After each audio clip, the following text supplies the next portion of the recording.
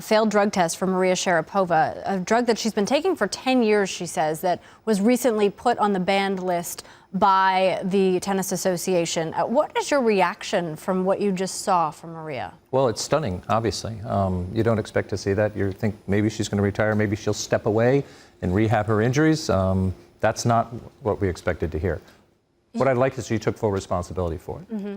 You also mentioned, as we were sitting here watching it, that this was a side of Maria Sharapova that was very unfamiliar to you. In what sense? Well, she's always been very out front, you know, very in charge, and she seemed very humbled by the letter from the ITF. And I think, I mean, she's going to go a long way here to rehab her brand, her career. All these things are in play now. And she made a point of saying that she's not going to retire. Mm-hmm.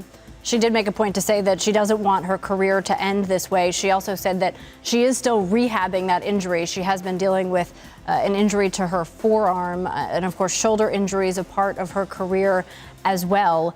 When you look at her having to come back from something like this, where do you expect that we could see her again if you look at past precedent in tennis? Well, that's the question. Martina Hingis tested positive for cocaine at Wimbledon years ago, went away from the sport, retired for the second time, and interestingly enough, all these years later, at the age of 32, she's ranked #1 in doubles. Mm-hmm. So there are second acts, there are third acts in tennis. Maria Sharapova is still only 28 years old, which is the age of Novak Djokovic and Andy Murray. She turns 29 in April. Presumably, if there's a ban for a year or two, it still puts her in the wheelhouse. It would still put her 3 years younger than Serena Williams Sure. and Roger Federer. You look at what she has achieved at this point in her career, 5-time Grand Slam winner.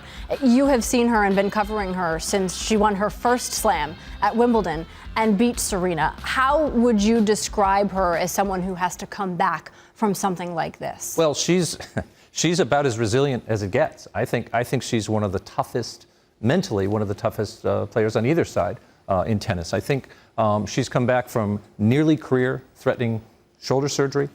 She's remade herself as a clay court tennis player.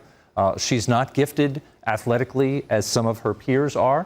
She's 6'2". She doesn't move terribly well. She doesn't have a lot of variety in her game, and yet she's a career Grand Slam winner. So if anybody can mentally deal with this, it's Maria Sharapova.